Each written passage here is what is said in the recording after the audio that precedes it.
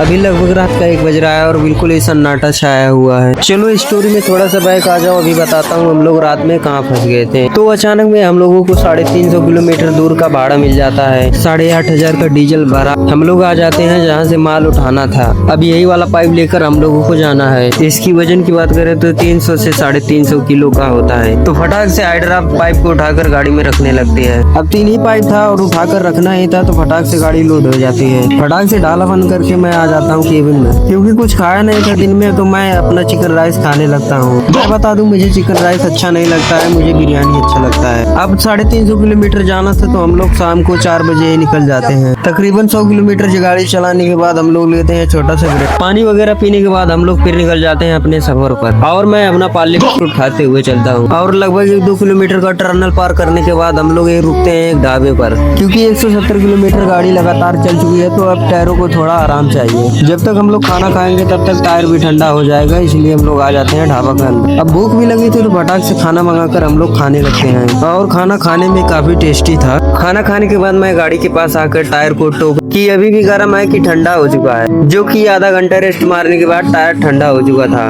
तो फिर से हम लोग निकल जाते हैं अपने मंजिल की ओर। अब इधर से सिंगल रोड मिलना शुरू हो चुका था, और ये सब पहाड़ी इलाका है, तो रात में गाड़ी अभी नहीं चल रही थी। फिर भी हम लोगों ने अपना सफर जारी रखा। काफी देर गाड़ी चलाने के बाद अब हम लोगों का मंजिल लगभग 7 किलोमीटर बचा था, इसीलिए हम लोग पेट्रोल पंप के सामने गाड़ी लगाकर सो जाते हैं, क्योंकि पार्टी वाला बोला था कि 9 बजे एंट्री होगी। इसलिए हम लोगों ने सोचा कि पहले जाकर क्या करेंगे, और उधर पार्किंग भी नहीं मिलेगा। नींद पूरी हो चुकी थी, तो हम लोग 8 बजे निकल जाते हैं बचा हुआ 7 किलोमीटर कवर करने के लिए। 7 किलोमीटर था, तो तुरंत हम लोग पहुंच जाते हैं, ज्यादा टाइम नहीं लगता है। यहाँ आने के बाद मुझे पता चलता है कि ये शिपयार्ड है, जो कि अडानी का है। खैर छोड़ो, मुझे खराई ना हो जाए, इसलिए मैं चिप्स निकाल कर अपना खाने लगता हूँ। चिप्स खाने के बाद फिर निकल जाता हूँ नाश्ता करने के लिए। पास के होटल में आने के बाद ये कुछ ऑर्डर करते हैं, मुझे तो इसका नाम ही नहीं पता है, मैं क्या बताऊँ। अब कोई मुंबई वाला है तो कमेंट में जरूर से बता देना। अब मुझे भूख भी लगी थी, तो बिना टाइम गवाए खाना शुरू कर देता हूँ। नाश्ता करने के बाद वापस गाड़ी के पास आया, तो मुझे दिखता है ये वाला बोर्ड। अब अंदर का नजारा कुछ ऐसा होने वाला है। बोर्ड देखकर मैं एक्साइटेड हो गया था अंदर जाने के लिए। फाइनली हमें एंट्री मिल जाती है, लेकिन एंट्री कराते कराते लगभग 12 बज चुका है। टाइम वसूल हो जाता है अंदर का नजारा देखने के बाद। इतना सुंदर नजारा आज से पहले मैं कभी नहीं देखा था, पर मेरी खुशी ज्यादा देर टिकी नहीं।